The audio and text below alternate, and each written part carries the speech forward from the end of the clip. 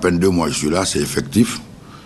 À mon arrivée, j'ai trouvé Conakry dans une situation un peu difficile, très compliquée sur le plan démocratique. Il y avait une méfiance totale entre les autorités de la ville et les citoyens. Ensuite, j'ai trouvé une désarticulation dans le code des collectivités entre l'autorité de la ville et les collectivités décentralisées, une désarticulation entre l'autorité et les collectivités déconcentrées, notamment les différentes inspections et les différentes directions régionales affectées par le département ministériel à Conakry. J'ai trouvé une dichotomie totale, une confusion sur le plan de la gestion des ressources humaines. Conakry manquait même un réseau de communication fiable sur le plan du net. Le moindre ordinateur n'existait pas au bureau. Les archives étaient mal tenues. Conakry pleurait de ses pleurs parce que les réalités étaient là. C'est à ces prises de fonction que nous avons mis un plan d'urgence, parce que c'est la deuxième fois que ce gouverneur de la ville de Conakry, je n'ai pas tardé donc à faire des feuilles de route systématiques. J'ai mis en place un système qui permettait d'abord de rattraper tout cela et d'aller de l'avant à partir de vos questions que vous me poserez. Ok. Vous énumérez assez de mots dans l'introduction. Dites-nous alors, vous, votre vision de Conakry et quel est le programme que vous souhaiterez mettre en place? Ma vision de Conakry est simple. C'est une vision de changement parce que je suis nommé par le professeur Alpha Condé, qui est un homme de changement et qui a dit la Guinée is back. Et cumulativement, nous disons Conakry is back. Il faut reformuler toutes ces alternatives pour le bien-être des populations de Conakry, redonner à Conakry le blason qui lui permette, sur l'échiquier de la planétarisation et de la mondialisation, dans l'esprit du conseil de ville, mais aussi dans l'esprit des communautés, des collectivités, par l'harmonie, l'unité nationale, la lutte contre l'insalubrité, l'insécurité, mais aussi de la mise en place de grands projets qui permettent de bâtir Conakry de type nouveau sur le plan de la foresterie, mais sur le plan de la corrélation avec tous les secteurs de l'administration, du renforcement des capacités et quoi dire encore, parce que mon conseil de ville l'a déjà décidé, je l'ai organisé pour la première fois, dans les normes qu'il faut.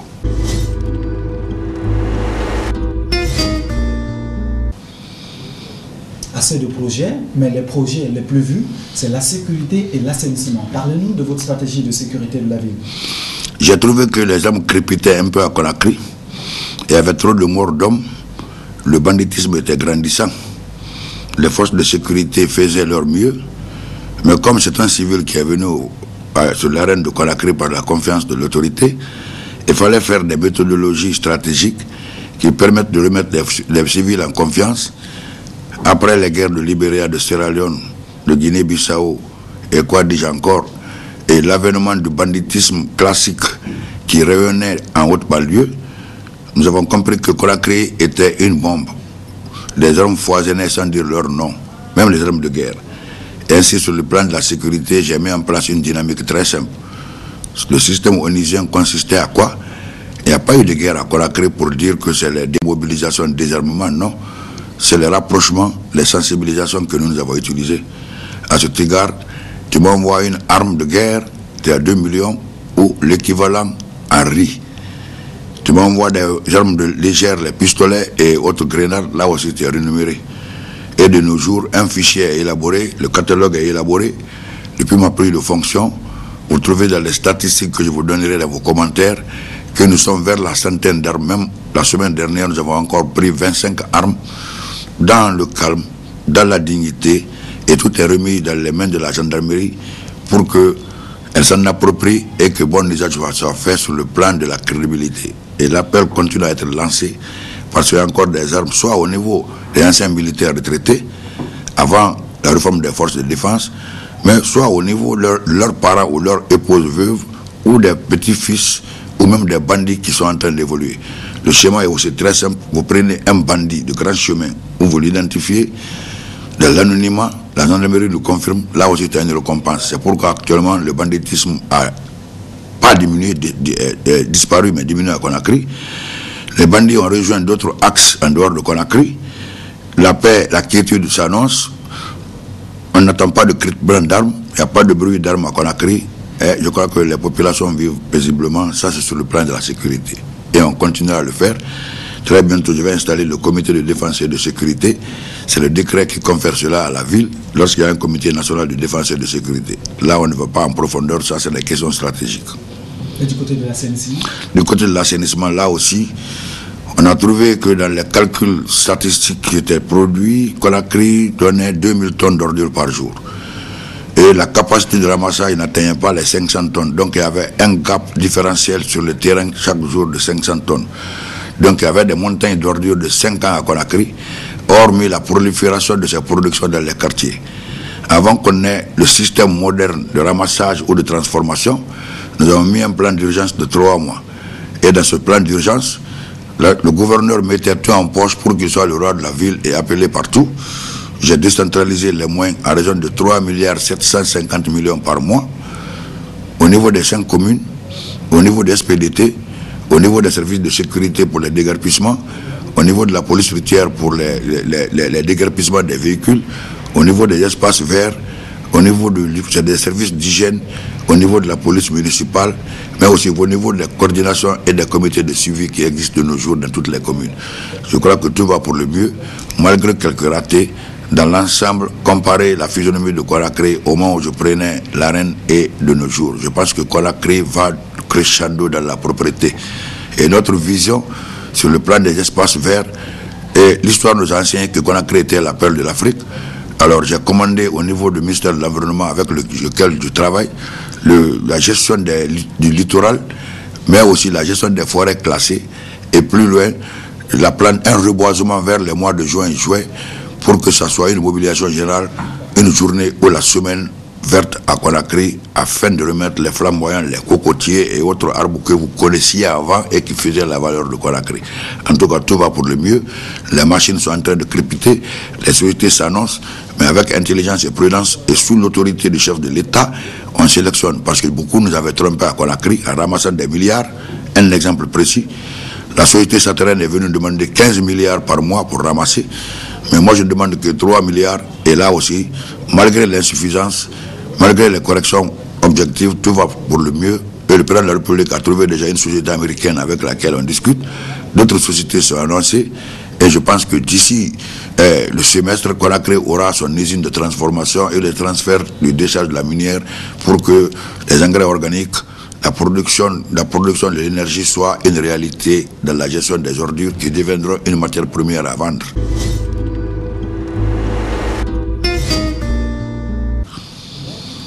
Vous collectez, la destination finale, c'est de les transformer. L'installation de l'industrie, ça va prendre combien de temps? Ça, c'est débat. Vous voyez bien que la saison des pluies. Un gouverneur qui n'a fait que 2 mois, ne vous pressez pas. J'ai dit qu'il fallait remettre tout en cause, redynamiser. Mais je suis convaincu que mieux vaut avoir un débat un débat fructueux, un débat comptable et rentable, que se précipiter sur le choix d'un opérateur qui ferait que quelques semaines pour disparaître avec les grands moyens qu'on mettra à sa disposition. Il y a toutes des alternatives à gérer. Il y a la géopolitique, il y a la géohistoire, il y a la culture, mais aussi il y a les moyens à mettre. Il y a beaucoup d'aspects à gérer sur le plan technique, sur le plan institutionnel, mais aussi sur le plan législatif, parce qu'il faudrait faire des lois maintenant contre pollueurs payants. Et il y a une société américaine qui travaille avec nous, qu'on a appelée la Biosphère, qui est en train de mettre un programme de gestion des matières plastiques par des produits chimiques injectés depuis la base de formation, pour que ces produits-là soient biodégradables désormais et qu'ils ne périssent pas plus de siècles sous nos sols, et bouchant même la capillarité du sol et même leur progression vers la fertilité. Au niveau de l'assainissement, on peut savoir déjà la quantité d'ordures collectées par le gouvernement? La quantité d'ordures, faites une évaluation. J'ai été nommé le 19 mars et je crois que je n'ai pas encore 2 mois. Mais si on prend un minimum de 2 mois sur le plan de calcul fait, imaginez que 2000 tonnes d'ordures sont dégagées chaque jour et multipliez ça par le nombre, on ne serait-ce que 60 jours, vous comprendrez la quantité d'ordures. Allez aujourd'hui au marché Madina, là où les gens n'osaient pas rentrer. Demandez aux marchands, c'est faire la fierté. Allez dans les grands marchés de Avaria et de nos jours, la route, la bretelle, Carrefour Constantin, Madina, qui faisait la fierté des commerçants et pour lesquels ils sont pleins, l'État, le professeur Alpha Condé a pris les dispositions. Je crois qu'on est en train de faire les bitumes. Conakry a de grands chantiers que je ne peux pas évoquer ici, parce que sur le plan de la jeunesse, les préparatifs de la Coupe du Monde, l'insertion de la jeunesse pour le marché de l'emploi avec les filières des jeunes qu'on appelle les tissus sociaux, et les zooms ou les zones bleues que le président a offert à la jeunesse. Il y a tous les grands aspects, tous les grands ensembles qui sont en œuvre actuellement pour que Conakry aille pour le mieux et dans l'intérêt du changement. De vue, vous avez trouvé une activité pour la jeunesse guinéenne par rapport au collecte des pneus. Est-ce que ça sera continuel jusqu'à aujourd'hui? Vous avez collecté combien? Je me rends compte que les pneus d'ailleurs commencent à disparaître. À ce que je sache, la statistique que je m'apporte, nous sommes à 25 600 pneus collectés. Et actuellement des indices. Là aussi le schéma a été simple. Vous envoyez 500 pneus, vous avez une tonne de riz.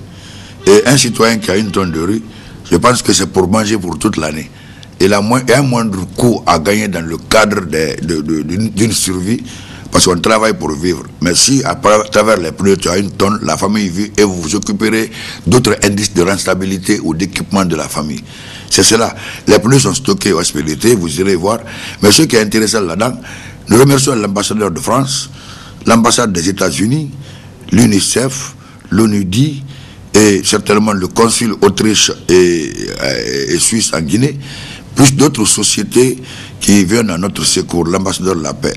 L'ambassade des États-Unis m'a contacté pour mettre quelques pneus à sa disposition afin de permettre à une association ONG qu'il gère, qui va transformer ces pneus-là en pots de fleurs pour embellir la ville.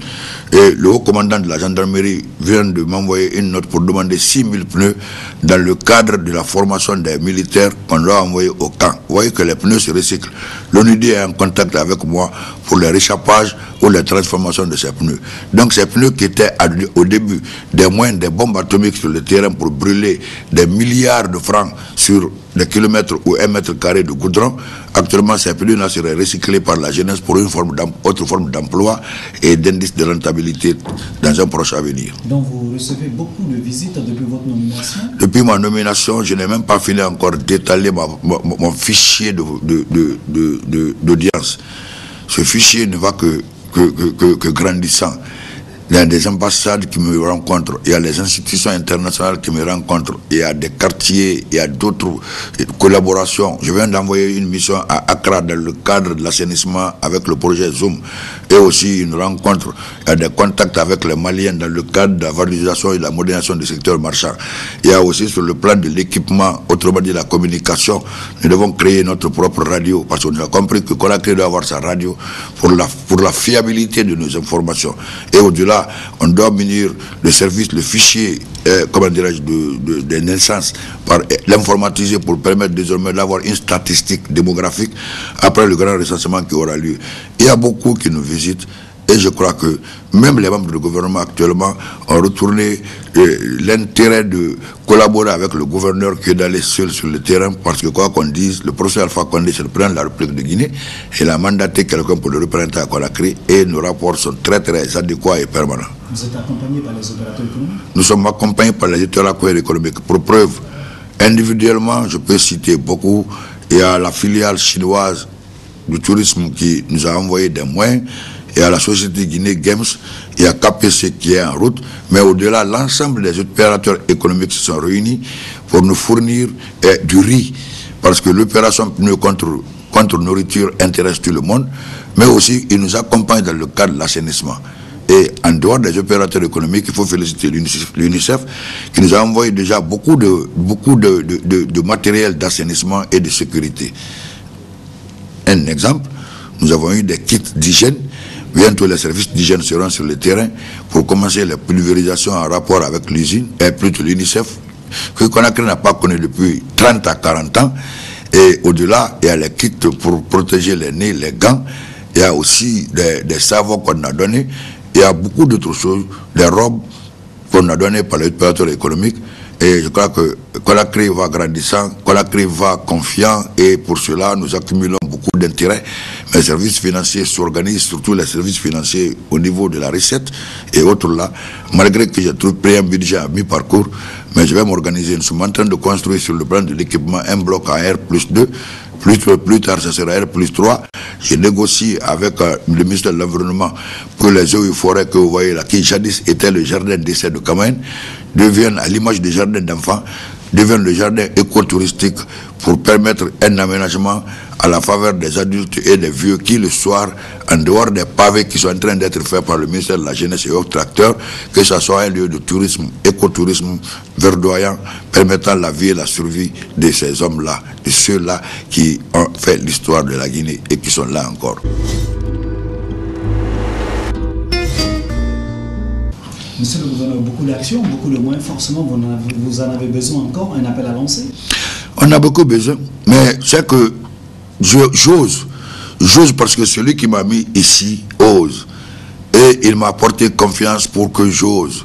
Je sais qu'il me donnera les moyens. Pour preuve, il m'a donné beaucoup de riz, une cinquantaine de tonnes de riz pour agir dans ce sens. Et il a ordonné à tous les services de m'appuyer.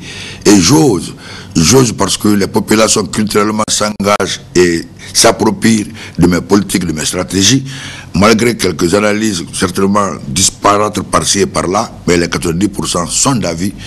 Les marchés se ferment d'eux-mêmes et j'ose parce que j'ai le soutien des puissances internationales, la France et l'Amérique et d'autres pays. J'ose parce que j'ai confiance en l'Afrique, en sa modernité. Tout récemment, le chef de l'État, par la Sûreté navale, m'a ordonné d'aller informer les occupants de ne manquer pas de quitter les lieux parce que très bientôt, aux côtés du port de Boulbiné, on doit construire un port de la CEDEAO, de l'Afrique, pour que tout aille pour le mieux. J'ose parce que le ministère du Transport m'a trouvé pour qu'on voit comment gérer les rails de Fria pour ne pas que ces rails tombent dans les léthargies à l'image des rails Niger. Et la signature du projet hier, Rio Tinto, avec ces milliards de dollars, aussi mégaï. Je sais que l'aboutissement heureux de tout cela, c'est la beauté de ma ville, qui bénéficiera des transversales, qui bénéficiera des aires de jeu, qui bénéficiera de la grande modernité pour qu'on aille pour le mieux, parce que Conakry, c'est la perle de l'Afrique. Un gouverneur qui ose sur tous les plans, qui ose devant les caméras d'Africa 24. Votre dernier mot à ces millions de téléspectateurs? Mon dernier mot, c'est que je salue toute l'Afrique. L'Afrique doit grandir.